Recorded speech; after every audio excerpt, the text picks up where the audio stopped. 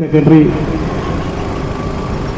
Advocate Udayakumar, അതുപോലെ തന്നെ തൃശ്ശൂർ ജില്ലാ കമ്മിറ്റിയുടെ സെക്രട്ടറി ശശീന്ദ്രൻ,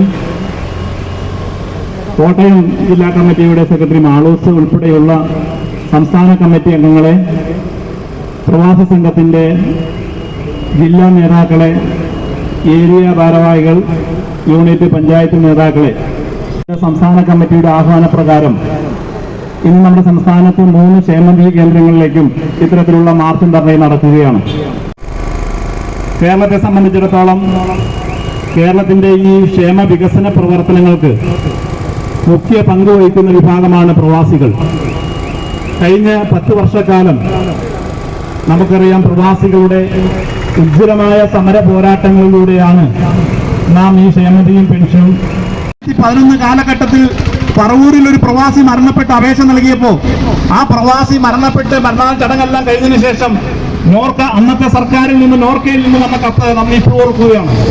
പ്രവാസിക്ക് ചികിത്സാ സഹായത്തിന് അനുവദിച്ചിട്ടുണ്ട് എന്ന് പറഞ്ഞു വരുന്ന കത്താണ് ആ കുടുംബത്തിലേക്ക് വരുന്നത്. അത്രയ്ക്കും വളരെ മോശമായ രീതിയിൽ പ്രവാസികളെ പരിഗണിക്കാത്ത നിലപാടായിരുന്നു UDF-ൻ്റെതുള്ളത്.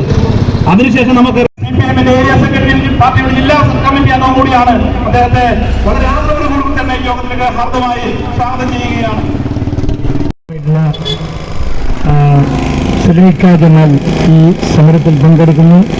സർവോപരി നമ്മുടെ ഈ ജില്ലാ പ്രസിഡന്റ് ദേവാനന്ദൻ ഈ സമരത്തിൽ സംബന്ധിക്കുന്നു. സർവോപരി വിവിധ ജില്ലാ കമ്മിറ്റിയിൽ നിന്ന് വന്നിട്ടുള്ള നേതാക്കൾ, സർവോപരി സമര വളണ്ടിയർമാർ, സർവ്വ പ്രിയപ്പെട്ടവരെയും നേതൃത്വം അഭിവാദ്യം ചെയ്തുകൊണ്ട്, പ്രിയപ്പെട്ടവരെ, നമുക്കറിയാവുന്നതുപോലെ ഇത് കേവലം രാഷ്ട്രീയ സമരമല്ല, അതിജീവനത്തിൻ്റെ പോരാട്ടത്തിന് വേണ്ടിയുള്ള ഒരു സമരമാണ്. പ്രവാസി പെൻഷൻ എവിടെ സർക്കാർ എന്ന ഈ ചോദ്യം ഉന്നയിച്ചുകൊണ്ടാണ് കേരളത്തിൽ 3 ക്ഷേമനിധി ഓഫീസിലേക്കും കേരള പ്രവാസി സംഘത്തിൻ്റെ സമര വളണ്ടിയർമാർ മാർച്ച് ചെയ്യപ്പെടുന്നത്. അക്ഷരാർത്ഥത്തിൽ ഞങ്ങളടച്ച പണമാണ് കേരളത്തിലെ